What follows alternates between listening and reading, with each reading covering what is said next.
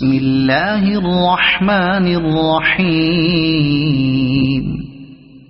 تبارك الذي بيده الملك وهو على كل شيء قدير الذي خلق الموت والحياة ليبلوكم أيكم أحسن عملا وهو العزيز الغفور الذي خلق 7 سماوات طباقا ما ترى في خلق الرحمن من تفاوت فارجع البصر هل ترى من فطور ثم ارجع البصر كرتين ينقلب إليك البصر خاسئا وهو حسير ولقد زينا السماء الدنيا بمصابيح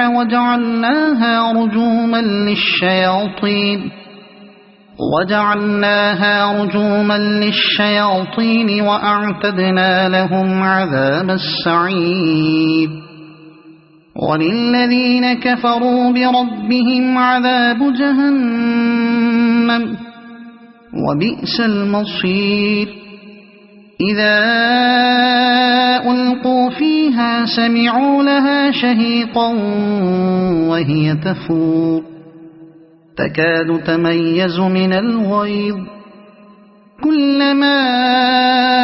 ألقي فيها فوج سألهم خزنتها ألم يأتكم نذير قالوا بلى قد جاءنا نذير فكذبنا وقلنا ما نزل الله من شيء إن أنتم إلا في ضلال كبير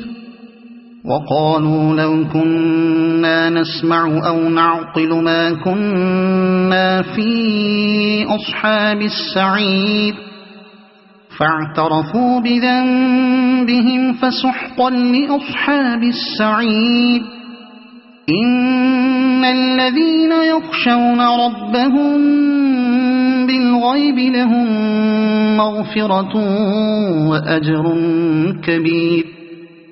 وأسروا قولكم أو اجهروا به إنه عليم بذات الصدور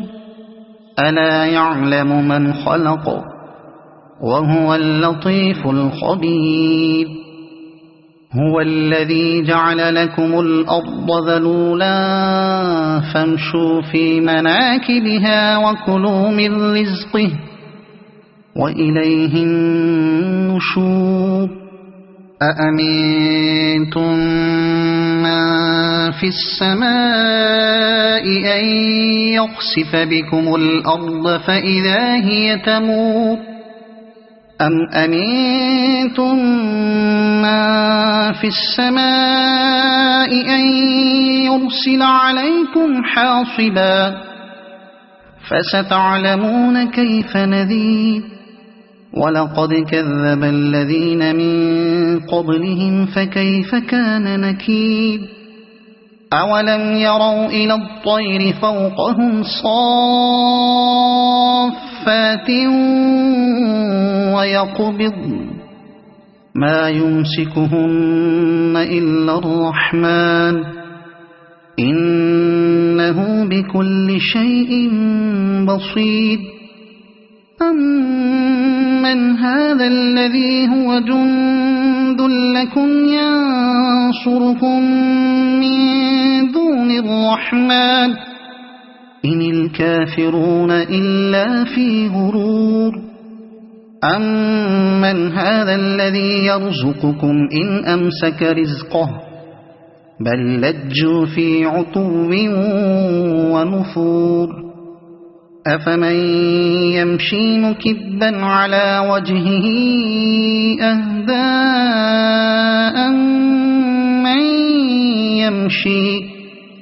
أمن يمشي سويا على صراط مستقيم قل هو الذي أنشأكم وجعل لكم السمع والأبصار والأفئدة قليلا ما تشكرون قل هو الذي ذرأكم في الأرض وإليه تحشرون ويقولون متى هذا الوعد إن كنتم صادقين قل إنما العلم عند الله وإنما أنا نذير مبين فلما رأوه زلفة سيئت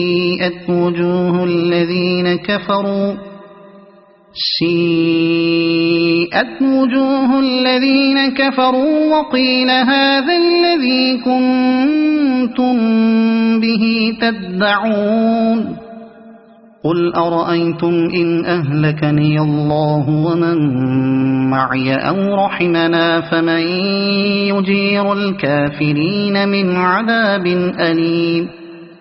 قل هو الرحمن آمنا به وعليه توكلنا فستعلمون من هو في ضلال مبين قل أرأيتم إن أصبح ماؤكم غورا فمن يأتيكم بماء معين